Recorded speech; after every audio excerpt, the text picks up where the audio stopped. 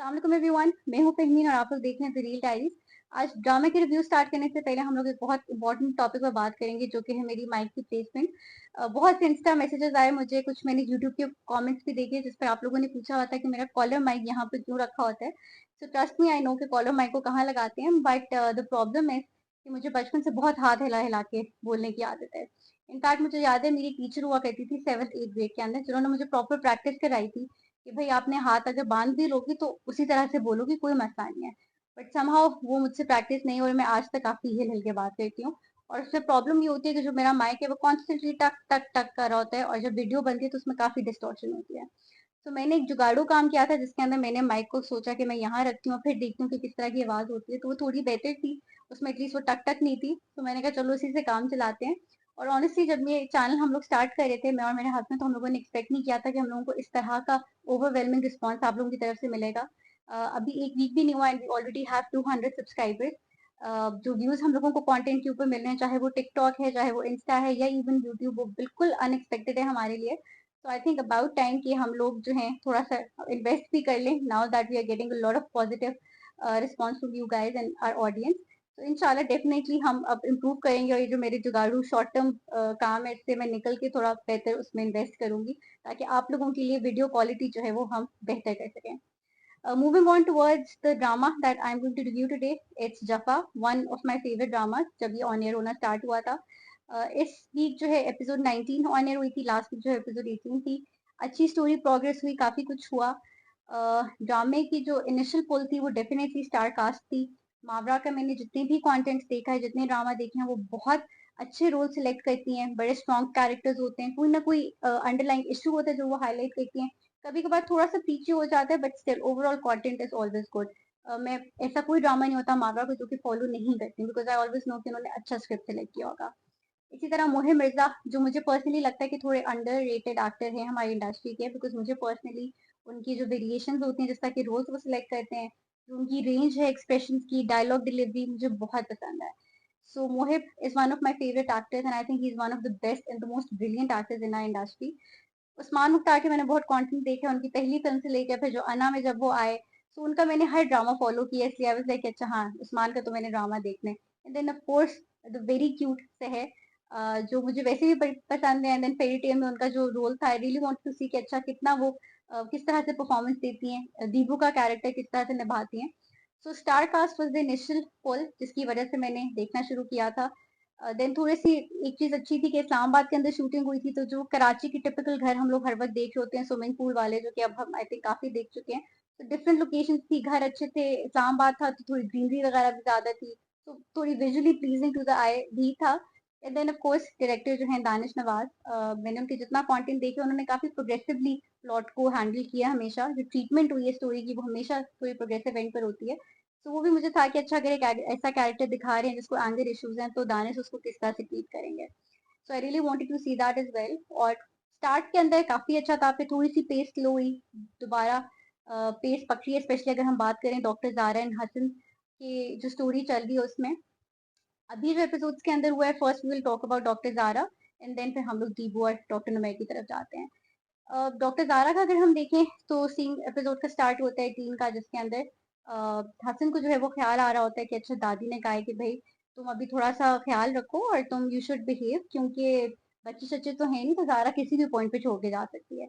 And then he is thinking about this constantly कि अच्छा हाँ, ये तो हो सकता है, और वो उसके एक्सप्रेशन भी ऐसे होते हैं जिसपे वो लगता है कि अच्छा, उसको ये बात हिट की है कि हाँ, बच्चे तो नहीं है, ये तो पहले भी इतने आराम से मुझे छोड़ के चली गई थी, तो अभी भी दोबारा जा सकती है, कोई ऐसी चीज ही नहीं है जो कि उसको वापस रहने के ऊपर मजबूर करे। तो he has this conversation with Zara, जहाँ वो उसको कन्विंस करता है कि नहीं, बच्चे होने चाहिए, बच्चे रौनक होते हैं, बड़े भी यही कहते हैं कि बच्चों से चीजें ठीक हो जाती हैं। जारा इनिशियली तो of course he is like नहीं, ऐसा कोई सीन नहीं है। बट देन फिर उनकी आपस के अंदर डील होती है कि अच्छा ठीक है, हसन जो है वो इस कंडीशन के ऊपर साइकेट्रिस्ट को दिखाएगा अगर जारा जो है वो बच्चे वाली चीज के ऊपर सेम पेज पे आ जाएगी। होता ऐसा है कि दोनों एक दूसरे से झूठ बोल रहे हैं, दोनों जो है वो नहीं करे जिन्होंने कमिट किया था। जारा जो है वो भी सेल्फ ले रही है। अगर हम लोग बात करें जो हसन का कैरेक्टर है वो भी कोई ट्रीटमेंट नहीं करा रहा, उसने कोई अपॉइंटमेंट नहीं ली, बल्कि अपॉइंटमेंट के टाइम के ऊपर वो क्लिनिक के अंदर बैठा होता है और दूसरी अपॉइंटमेंट के बारे में भी झूठ बोल रहा होता है कि वो कभी कहता है थर्सडे को है, कभी कहता है मंडे को है। उसने कोई एफर्ट नहीं की। दादी को भी उसने ऑनेस्टली बता दिया कि भाई मैंने कोई नहीं ली थी और मैंने लेनी ही नहीं है, मैं अपने ट्रॉमा के बारे में बात ही नहीं कर सकता। साइकेट्रिस्ट ने जो है वो पता नहीं क्या बातें करनी है, सारी जो पुरानी बातें हैं, गड़े मुर्दे वो उखाड़ने हैं, तो मुझे तो अभी मैं हूँ ही नहीं उस पॉइंट के ऊपर कि मैं बात कर सकूँ। ज़ारा को हाउएवर वो यही कह रहा है कि हाँ हाँ भाई ठीक है, मैं तो जा रहा हूँ, मैंने टिकट ली थी, अपॉइंटमेंट भी ली थी और मेरी बड़ा अच्छा सेशन भी और सब कुछ। अच्छा, जब इनका प्लॉट में देखी थी तो सबसे पहला क्वेश्चन जो मेरे माइंड में आया था वो ये था कि हसन जो है क्या वो एक्चुअली चाहता है कि बच्चे हों, कि उसको दादी की कॉन्वर्सेशन इतनी हिट की है कि उसको लग रहा है कि भाई हाँ, वाकई ज़ारा के पास कोई रीजन नहीं है कि अगर दोबारा मैं आउट ऑफ कंट्रोल हुआ, जो कि मैं बहुत होता हूँ ऑन एंड ऑफ, तो वो वाकई चली जाएगी और मुझे कोई एक चीज ऐसी चाहिए जो कि ज़ारा को इस रिलेशनशिप में बेसिकली ट्रैप कर सके। अगर मैं अपना ओपिनियन बताऊं, जो मैंने परसीव किया स्टोरी को, मुझे बेसिकली लग रहा है कि वो it's not, I am not saying कि उसको बच्चे नहीं चाहिए, बट आई थिंक उसका मेजर जो रीजन है बच्चे करने का या जो उसकी इंटेंशन है वो ये नहीं है कि he actually wants to have kids, it's because he wants to trap Zara in this relationship, क्योंकि उसको पता है कि अदरवाइज ज़ारा फॉरेन से चली जाएगी। आई थिंक ये रीजन गलत है। यहाँ पर वो ज़ारा के साथ अनफेयर हो रहा है। वो पहले भी अनफेयर था जब उसने ज़ारा से अपना पास्ट छुपाया था, अपना ट्रॉमा छुपाया था, और अब जो सेकंड दफा वो अनफेयर हो रहा है वो ये है कि जो उसके बच्चे की रीजंस हैं वो सिंसियर रीजंस नहीं है, जो मुझे लग रहा है। आप लोग जरूर कमेंट सेक्शन से बताइएगा कि आप लोगों ने क्या परसीव किया है। क्या वो एक्चुअली चाहता है कि बच्चे हों और उसको लगता है कि बच्चों से जो है रिलेशनशिप्स ठीक होते हैं? जैसे एक बात हमारी सोसाइटी में अक्सर सुनी है कि बच्चे की शादी करा दो ठीक हो जाएगा, और बच्चे हो जाए ठीक हो जाएगा। तो क्या वो एक्चुअली उस चीज की वजह से कर रहा है, या जो मुझे लग रहा है कि नहीं, वो सिर्फ ज़ारा को ट्रैप करने की कोशिश कर रहा है और वो उसके साथ सिंसियर नहीं है, उसकी इंटेंशन सिंसियर नहीं है, वो रीजन है। सेकेंडली, अगर हम ज़ारा का कैरेक्टर देखें, दोनों एपिसोड्स में 18 हो गई या 19, जो अभी फ्राइडे को ऑन एयर हुई है, कॉन्स्टेंटली ज़ारा जो है वो पूछ रही होती है कि अच्छा चले गए साइकियाट्रिस्ट के साथ, अपॉइंटमेंट कैसी रही, क्या बातें हुई, किस तरह से डिस्कस किया, नेक्स्ट अपॉइंटमेंट कब है, कब जा रहे हो। कॉन्स्टेंटली हर सीन के अंदर उनकी कॉन्वर्सेशन होती हैं। अब इसके ऊपर एक पॉइंट ऑफ व्यू ये भी हो सकता है कि ज़ारा जो है वो क्यों इतना, जो उसको पता है कि उसके हस्बैंड के लिए ट्रिगरिंग टॉपिक है, वो बार बार उस चीज के ऊपर क्यों आ रही है, बार बार वही क्वेश्चन क्यों पूछ रही है। थोड़ी सी स्पेस दे दें, थोड़ा सा मेच्योरली हैंडल कर लें, now that she is a doctor as well, तो वो चीज़ों को बेहतर तरीके से भी ट्रीट कर सकती थी। बट ये कि बार बार एक ही बात पूछना, मजीद उनको चढ़ाना, अगर मुझसे पूछे तो I don't agree with this school of thought, क्योंकि मुझे लगता है कि ज़ारा का जो ये बिहेवियर है जिसमें वो बार बार रीअश्योरेंस ले रही है कि अच्छा तुम जा रहे हो ना, और तुम्हारी कैसी थी अपॉइंटमेंट, उसका एक रीजन है। ज़ारा ने जो है, जब रिलेशनशिप के अंदर वो एंटर हुई थी, वो रिलेशनशिप ही एक झूठ के ऊपर, अगर हम कहें तो उसकी फाउंडेशन ही झूठ के ऊपर थी। जो हमारे हसन कैरेक्टर है, उन्होंने ज़ारा को नहीं बताया था कि अच्छा यार मेरे बचपन में ये इश्यूज थे, मैंने ये फेस किया हुआ है और उसकी वजह से मेरा ये ट्रॉमा है और मैं इस ट्रॉमा से 100% हील नहीं किया हुआ, जो कि बहुत इंपॉर्टेंट होता है। जब भी इंसान किसी नए रिलेशनशिप में जाता है, सो इट्स वेरी इंपॉर्टेंट कि आपके जो भी पास्ट ट्रॉमाज हैं आप उनसे हील किए हो, आपको पता हो कि आपने किस तरह से हैंडल करना है उन सिचुएशंस को, उन चीज़ों को, उन ट्रॉमाज को, बजाय इसके कि आप अपने पार्टनर को इमोशनली बर्डन करो। आपको खुद उन चीज़ों को डील करना आना चाहिए। तो हसन ने वो सारी चीज छुपाई थी और वो ऑनेस्ट नहीं हुए थे कि देखो मेरे साथ ये मसला है। वो हो सकते थे, वो बता सकते थे कि मैंने बचपन में ये फेस किया और मैं जो हूँ वो अभी रेडी नहीं हूँ थेरेपी में जाने के लिए, बिकॉज आई डोंट वांट कि मैं जो हूँ वो दोबारा उन चीजों को रिलिव करूँ। So are you willing to marry me, और are you willing to be in a relationship with me, with a person like this? और फिर वो ज़ारा की डिसीजन होती कि हाँ ठीक है, उन्होंने रिलेशनशिप में जाना चाहिए था या नहीं जाना चाहिए था। वो जो चॉइस है ज़ारा को वो नहीं दी गई थी, उनको शादी के टाइम के ऊपर कुछ नहीं बताया था। इनफैक्ट शादी के बाद भी वो जब उनका टॉक्सिक बिहेवियर आहिस्ता आहिस्ता आना शुरू हुआ था, तब भी उनसे छुपाया था, टिल द पॉइंट जब ज़ारा ने कहा था कि मैं जा रही हूँ, और वो एक्चुअली सामान पैक करके जा रही थी, तब फाइनली दादी को बताना पड़ा था। तो ज़ारा ने जो है वो काफ़ी दफ़ा ट्रस्ट किया। एक शादी के टाइम पर ट्रस्ट किया, वो उनका ब्रेक हुआ। उसके बाद जब दादी ने बताया, फिर उन्होंने ट्रस्ट किया कि ठीक है मैं सपोर्ट करूँगी, मैं करूँगी, इसको ठीक करने की कोशिश करूँगी, जो इसको मुझसे चाहिए होगा, of course I am going to be there for him. तो उन्होंने दोबारा ट्रस्ट फेस किया, फिर वो ब्रेक हुआ, फिर उनका थोड़ा-सा टॉक्सिक बिहेवियर आया, थोड़ा-सा तो नहीं काफ़ी। उसके बाद जब वो घर गईं, जब उनको पेरेंट्स घर लेके गए, फिर उनको थोड़ा-सा हुआ कि यार देखो बंदा अच्छा है, मुझे वापस जाना चाहिए। वो फिर गईं उनके पास कि अच्छा ठीक है, तुम्हारा बिहेवियर सही रहेगा। एंड देन थर्ड टाइम दोबारा ट्रस्ट पे किया, जब उन्होंने देखा कि अच्छा वो दादी के साथ बदतमीजी कर रहे हैं, तो उनको पता है कि अच्छा ये अभी भी आउट ऑफ कंट्रोल होते हैं।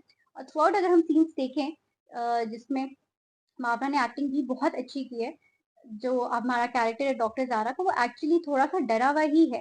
फॉर एग्जाम्पल, अगर पूछते हैं और हसन जो है उससे कि भाई तुम्हारी अम्मी की कॉल थी। सो वो एकदम से जो ज़ारा का कैरेक्टर है वो थोड़ा-सा नर्वस हो जाता है, थोड़ी बॉडी टाइट हो जाती है। इट्स लाइक हाँ, क्यों? क्योंकि उसको डर होता है कि अच्छा मैं क्या जवाब दूँ? अगर मैं कहूँगी कि हाँ, कॉल थी, तब क्या रिएक्शन होगा? अगर मैं कहूँ नहीं और उसको पता चल गया कि मैं झूठ बोल रही हूँ, तब क्या रिएक्शन होगा? तो ज़ारा अभी जो है वो एक नॉर्मल रिलेशनशिप में नहीं है। वो बहुत एक उस तरह के सिचुएशन में है जहाँ पर वो ट्रस्ट नहीं कर रही अपने पार्टनर के ऊपर। उसको नहीं पता कि वो इतना अनप्रेडिक्टेबल है, किसी भी चीज़ के ऊपर आउट हो सकता है।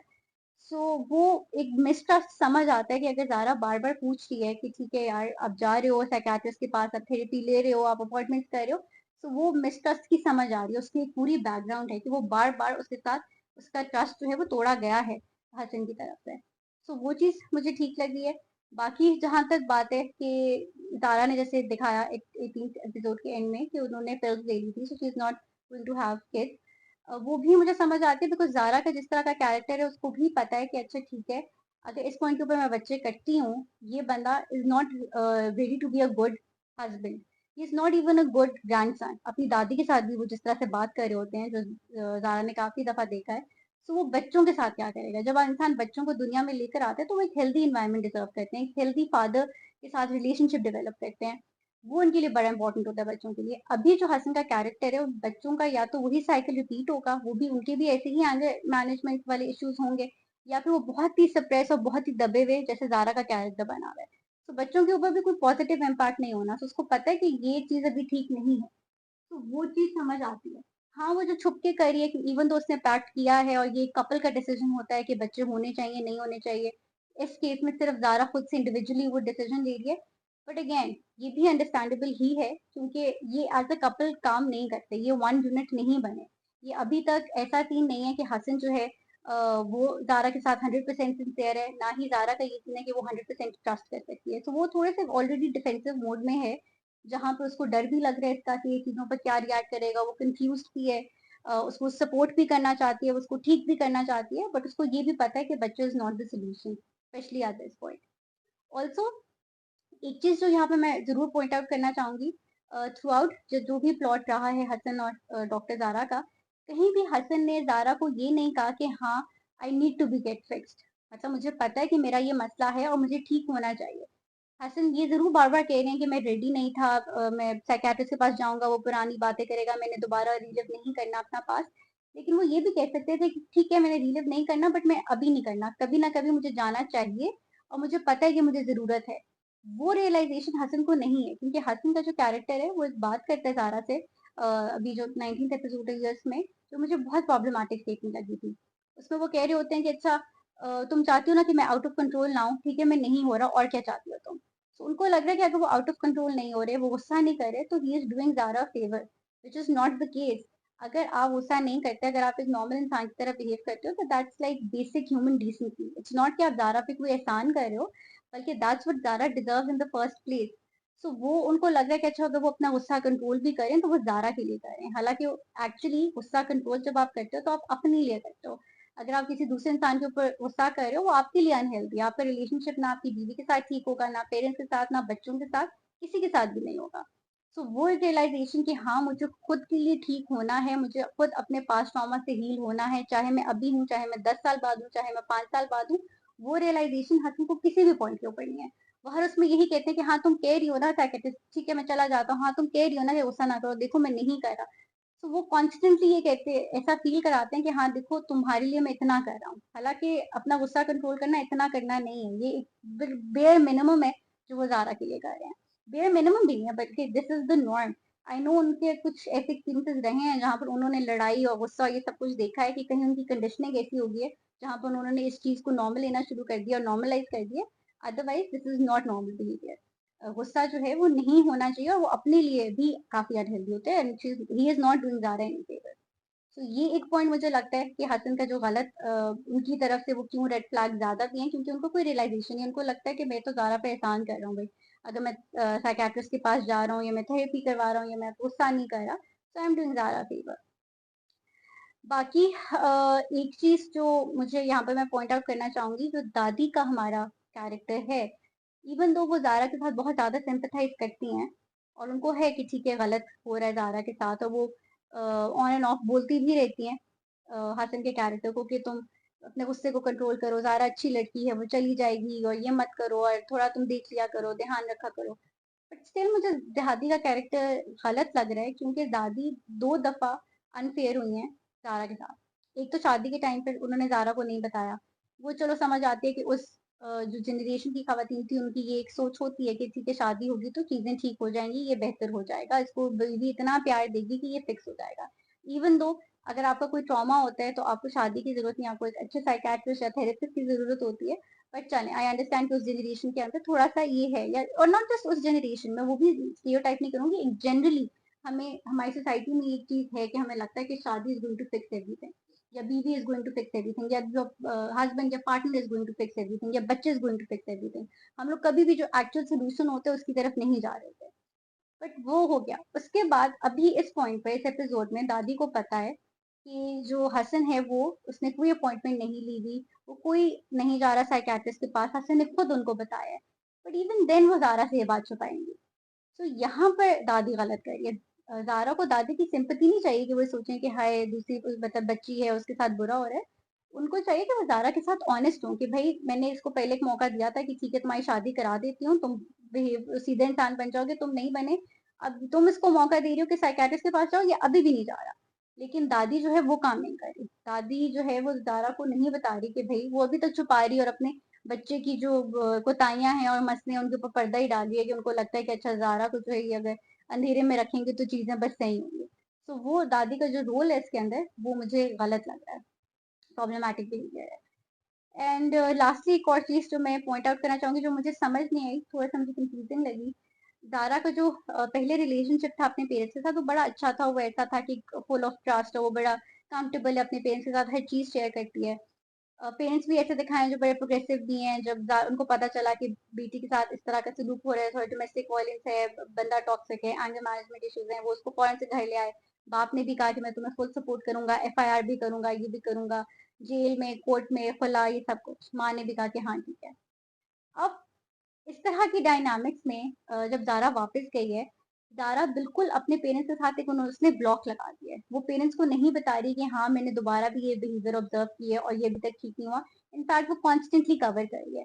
माँ जब उससे कहती भी है कि तुम मरी जा रही हो और अकेले जा रही हो, दादी भी नहीं है, वो फिर उसका आउट ऑफ कंट्रोल हो गया, फिर उसने कुछ कर दिया, पहाड़ी से नीचे फेंक दिया तो क्या होगा? बट ज़ारा जो है वो पर्दा रख रही है, सब कुछ कर रही है, वो काउंटेबल नहीं है।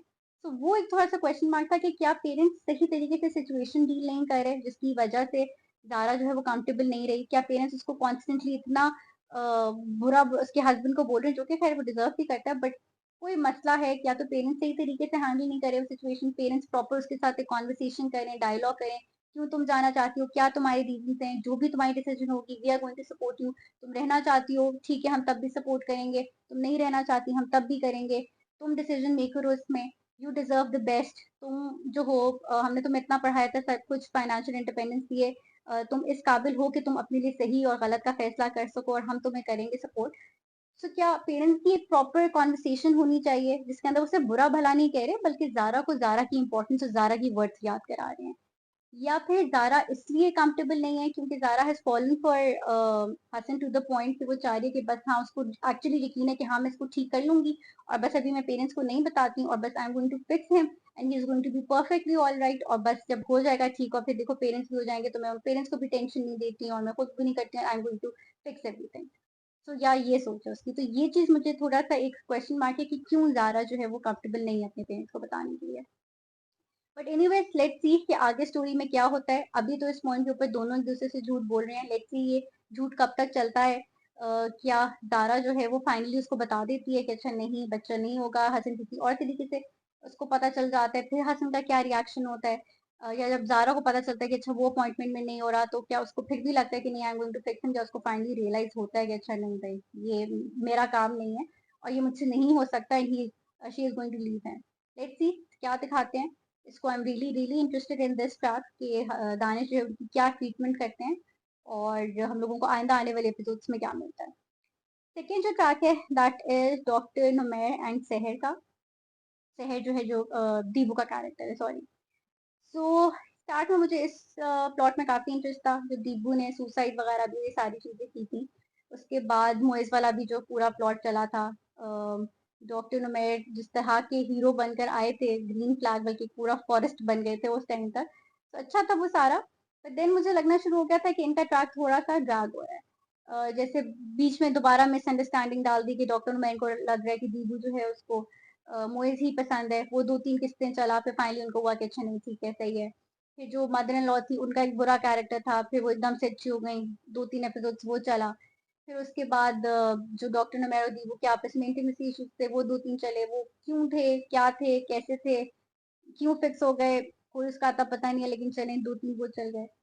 अब जो मुझे लग रहा है, जो मुझे फ़ील हो रहा है पर्सनली कि डॉक्टर नुमेर और दीबू का जो आपस का रिलेशनशिप है, उसके अंदर मुझे केमिस्ट्री फ़ील नहीं हो रही and I am really sorry to say that and specially जितने भी फैन्स हैं इस कपल के, उनके लिए I am sorry.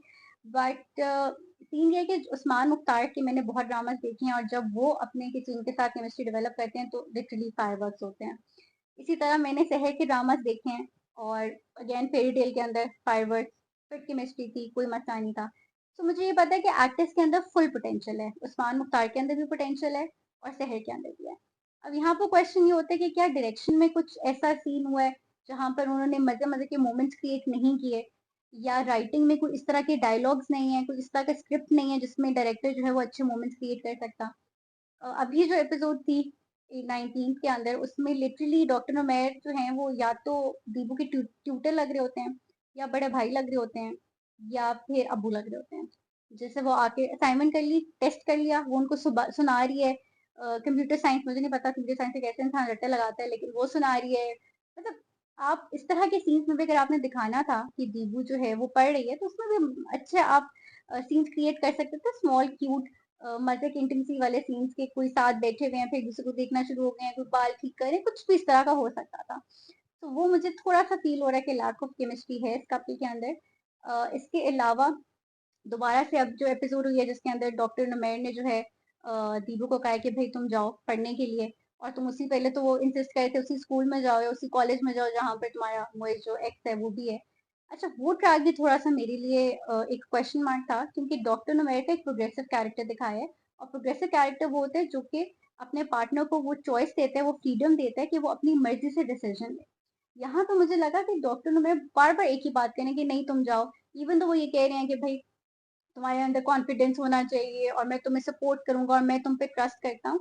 But I think doctor Numesh should realise that not everything is about him, it's not about the fact कि आप मुझ पे ट्रस्ट नहीं करते, बल्कि अगर मैं दीबू बन के बात करूँ, भाई दीबू को खुद भी फिलहाल स्पेस चाहिए। वो जिस लेवल के ट्रॉमा से गुजरी है, जिस एज में गुजरी है, जो जो चीजें उसने इतनी छोटी एज में फेस की हैं, जिसमें उसने सुसाइड कमिट की, सुसाइड कोई नॉर्मल मतलब कमिट करने के बाद भी वो बच तो गई है, लेकिन इट्स नॉट कि आप एकदम से फिक्स हो जाओगे, एकदम से हेल्दी हो जाओगे। फिर उसके पेरेंट्स ने सपोर्ट नहीं किया, पेरेंट्स का जो रोल था स्पेशली मदर का, उसमें तो don't even get me started on that. So parents का जो रोल था उसमें से उसने डील किया कि पेरेंट्स कह रहे हैं कि तुमने आना ही नहीं है। एक पॉइंट पे उसको पता ही नहीं था कि ना ये मुझे एक्सेप्ट कर रहा है, ना वो मुझे एक्सेप्ट कर रहा है, मैं जाऊँ कहाँ? उस चीज़ से गुज़री हुई इस एज में। मदर इन लॉ के साथ उसका रिलेशनशिप काफ़ी वीक था, फाइनली उसने उसके ऊपर काम करके वो चीज़ ठीक की है। सो अभी वो जिस स्टेट ऑफ माइंड में है, उसको एक थोड़ा-सा ब्रीदर चाहिए, ब्रेक चाहिए, जिसके अंदर वो किसी भी चीज़ के बारे में स्ट्रेस ना ले। ना इस चीज़ के बारे में कि उसने पढ़ाई करनी है, ना इस चीज़ के बारे में कि वापस उसने स्कूल में जाना है जहाँ पे एक्स है, ना इस चीज़ के बारे में कि एक्स को वो डील कैसे करेगी, ना इस चीज़ के बारे में कि लोग जब बातें करेंगे तो मैंने स्ट्रॉन्ग होना है, मैंने स्ट्रेंथ दिखानी है, नहीं। मुझे लगता है कि दीपू के कैरेक्टर को इस पॉइंट के ऊपर थोड़ी स्पेस देनी चाहिए थी कि ठीक है, it's okay. You don't want to go back, you don't want to study, क्या करना चाहती हो? तुमने कोई पेंटिंग करनी है, तुमने आर्ट्स की क्लासेस जॉइन करनी है, तुम्हारी कोई हॉबी है, प्लांट्स वगैरह में तुम्हें इंटरेस्ट है, तुम्हें कोई इंस्ट्रूमेंट सीखना है, सो वो इस तरह की कॉन्वर्सेशन होनी चाहिए थी कि चलो तुम बताओ, तुम डिसीजन लो अपनी लाइफ का। मैं तुम्हें फोर्स नहीं करूंगा, तुम जो भी करोगी I am going to be okay with it. ठीक है, मैं ऑनकोलॉजिस्ट हूँ, जो भी सीन है, लेकिन इट्स नॉट कि तुम जब तक कोई बड़ी चीज नहीं बनोगी तब तक I am not going to fall in love with you, नहीं, it doesn't matter for me. तुम जिस चीज में खुश हो मैं तुम्हारे लिए उसमें खुश हूँ। And then eventually with time Dibu को रियलाइज करवाते हैं कि हाँ, पढ़ाई इंपॉर्टेंट है। क्यों इंपॉर्टेंट है, क्यों उसका एक करियर होना चाहिए, होना भी चाहिए कि नहीं, अगर उसके बाद भी दीबू डिसाइड करती कि ठीक है उसने हाउसवाइफ बनना है, वो भी उसकी चॉइस होती। बट डॉक्टर नुमेर को उसको ये फीलिंग देनी चाहिए थी कि whatever you decide, whatever you choose to do with your life, I am going to be here for you. और मैं बस सिर्फ ये चाहूंगा कि तुम दोबारा किसी डार्क उसकी तरफ ना निकलो, कि तुम घर में बैठो, तुम डिप्रेस हो जाओ, तुम एक ही चीज के बारे में सोच रहे हो, मेरी अम्मी भी अभी घर पर नहीं है, मैं भी तुम्हें टाइम नहीं दे सकता, तो तुम दोबारा से उसमें ट्रॉमे में ना जाओ, तुम हेल्दी टाइम गुजारो। तुम बताओ कि तुमने क्या करना है, तुम क्या एक्सप्लोर करना चाहती हो। मेरे लिए आई थिंक ये होना चाहिए था, डॉक्टर ने मेरे को ये कॉन्वर्सेशन करनी चाहिए थी, बजाय इसके कि बार बार उसको भेज रहे हैं और उसी कॉलेज में भेज रहे हैं कि भाई नहीं नहीं तुम स्ट्रांग हो। आई थिंक हर वक्त आपको ये प्रूव करने की जरूरत नहीं होती जिंदगी में कि आप में बहुत ज्यादा स्ट्रेंथ है। इट्स ओके आप रिलैक्स कर सकते हो, आप एक वो पीस ऑफ माइंड के अंदर अगर आप जाना चाहते हो तो कोई उसके अंदर बुराई नहीं है। सो वो ट्रैक मुझे थोड़ा सा ऑफ लगा था, बट खैर अब वो गई है कोचिंग के अंदर, वहां पर उसको मोइज मिल गया है और मोइज जो है वो दोबारा से शुरू हो गया कि तुम्हें मैं ही पसंद हूँ, तो वो तो मुझे अगेन रिपीटेशन लग रही है फिर से ड्रैग, ठीक है आई गेट इट। जीबू को वो नहीं पसंद, उसको लग रहा है, वो दोबारा टैबलेट्स भी ले आया, मतलब ये टैबलेट्स वो जो पता है मुझे लगता है वो इसकी एक्सपायरी डेट हो गई है। We should check the expiry date, क्योंकि वो पता नहीं कोई पांचवी छठी एपिसोड से वही जो पत्ता उसने लिया हुआ है टैबलेट्स का जिससे उसने सुसाइड करनी है, वही अभी तक चल रहा है। तो मुझे लगता है कि अब इस पॉइंट के ऊपर वो एक्सपायरी हो चुकी होगी, वो खा भी ले तुम नहीं मरोगे, तुम इधर ही रहोगे, ये मैं गारंटी दे सकती हूँ। सो आई थिंक इस टैग को खत्म कर दें, ये और इस टैबलेट वाली चीज को ना चलाएं, ना ही उसको कि भाई तुम मुझसे ही मोहब्बत करती हो, डू गेट द पॉइंट। इस एपिसोड में उसके फ्रेंड ने भी कहा था कि मूव ऑन, फ्रेंड ये भी कह रहा था कि हाँ और बहुत लड़कियां हैं और ये वाला सीन है, तो मतलब प्लीज हाँ ठीक है, गेट द पॉइंट, फ्रेंड सही कह रहा है, इस ट्रैक को प्लीज दोबारा रिपीट ना करें, वो बहुत हो गया है। एक और चीज उन्होंने करने की कोशिश की है, डॉक्टर नुमैर जो है वो गए एक डॉक्टर के पास और उन्होंने कोई टेस्ट वगैरह एक्सचेंज किए। अभी तक नहीं बताया कि डॉक्टर नुमैर को क्या मसला है, बट आई थिंक शायद ये क्लाइमेक्स हो, क्योंकि डॉक्टर नुमैर जितने अच्छे हैं और तो स्टोरी के अंदर कोई मसला हो नहीं सकता, दीबू को भी वो पसंद है, डॉक्टर नुमैर को भी वो पसंद है, तो फिर एंड में अब नॉर्मली तो ड्रामा में होता है ना कि टॉक्सिक कैरेक्टर होते हैं, उसने लास्ट एपिसोड में ठीक होना होता है। अब ये तो ऑलरेडी क्योंकि ठीक है तो फिर शायद इनको उड़ा चुड़ा दे, तभी थोड़ा कुछ हैपनिंग होगा, क्योंकि मोइस वाली चीज को कितना ड्रा कर सकते हैं। सो लेट्स सी कि डॉक्टर उमैर जो अपने डॉक्टर उनके पास गए हैं, जो रिपोर्ट्स एक्सचेंज हुई है उसमें क्या है। कुछ आई होप मजे का ट्विस्ट आए और इस वाले प्लॉट को थोड़ा सा हैपनिंग कर दे, बिकॉज अभी मैं थोड़ा इस चीज से बोर हो रही हूँ। बट ओवरऑल गुड वॉच, मजे का है, देखते हैं आइंदा जो आगे आने वाले एपिसोड उसमें क्या होगा। आप लोग भी अपना फीडबैक जरूर शेयर कीजिएगा, दोनों जो प्लॉट्स चल रहे हैं उसमें आप लोग क्या सोचते हैं, आप लोगों की क्या राय है जरूर शेयर करें। इसके अलावा प्लीज चैनल को सब्सक्राइब करें, इंस्टा पे टिकटॉक पे फॉलो करें, फीडबैक शेयर करते रहें और डेफिनेटली दुआ में याद रखें। Thank you so much, Allah Hafiz.